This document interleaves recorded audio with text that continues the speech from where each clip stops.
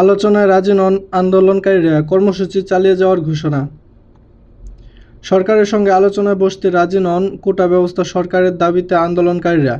তাদের প্ল্যাটফর্ম বৈষম্যবিরোধী ছাত্র আন্দোলন এক বিজ্ঞপ্তিতে বৃহস্পতিবার অর্থাৎ 18 জুলাই সন্ধ্যায় তা জানানো হয়েছে। একই সঙ্গে আন্দোলন চালিয়ে যাওয়ার কথা বলেছেন। বৈষম্যবিরোধী ছাত্র আন্দোলন সমন্বয়কে মোহাম্মদ নাহিদ ইসলাম বলেন, শান্তিপূর্ণ আন্দোলনে সহিংসতা চালিয়ে সরকার উদ্ভব পরিস্থিতি তৈরি করেছে, এর দায় সরকারেরই। সরকার আলোচনার কোনো পরিস্থিতি রাখেনি। আইনশৃঙ্খলা বাহিনীকে যদি রাজপথ থেকে সরানো না হয়, হল, ক্যাম্পাস, শিক্ষা প্রতিষ্ঠান খুলে না দেওয়া হয়, গুলি যদি অব্যাহত থাকে, তাহলে সরকারের সম্পূর্ণ দায় নিতে হবে। তাদের দাবি কেবল কোটা সংস্কার করলে ফয়সালা হবে না।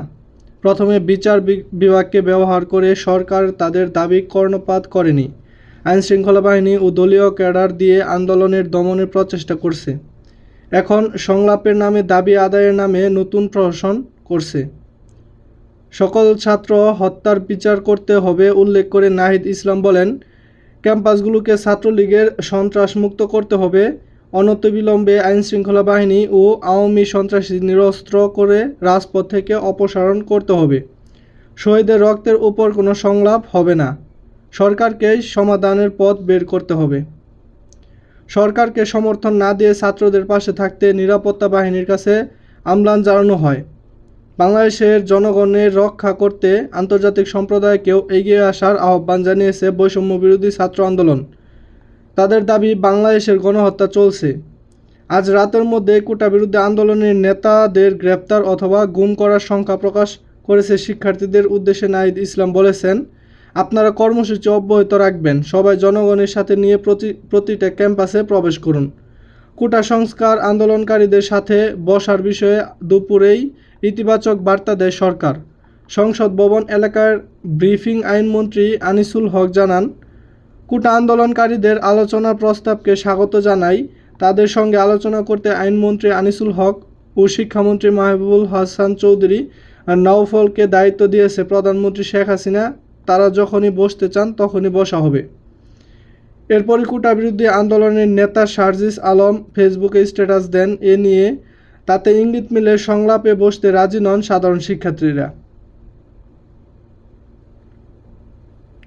কোটা বিরোধী আন্দোলনের নেতাদের এমন ফেসবুক স্ট্যাটাসের পরে আসে সংগঠনটির বিজ্ঞপ্তি। এর আগে ব্রিফিংয়ের আইনমন্ত্রী আনিসুল হক জানান, শিক্ষার্থীদের এই আন্দোলন চলাকালে বিভিন্ন জায়গার সংঘর্ষের নিহতের ঘটনা, হাইকোর্টে বিচারপতি খন্দকার দিলিরুজ্জামানকে নিয়ে বিচার বিভাগীয় তদন্ত কমিটি গঠন করা হয়েছে বলে জানান আইনমন্ত্রী আনিসুল হক। এ সময় আরও বলেন, আন্দোলনকারীদের দাবি ছিল কোটা সংস্কার করা। তাদের কথা বিবেচনা করে আমরাও সরকার রাজি হয়েছি। পিতৃতুল্য নাগরিক হিসেবে শিক্ষার্থীদের প্রতি আহ্বান, তারা যেন তাদের আন্দোলন প্রত্যাহার বা স্থগিত করেন। দেরিতে কেন আলোচনার সিদ্ধান্ত? সাংবাদিকের এমন প্রশ্নের জবাবে এ সময় তিনি বলেন, শিক্ষার্থীরা আজ প্রস্তাব দিয়েছে আলোচনার, আমরা বসতে চাই, তাতে দেরি কই হলো?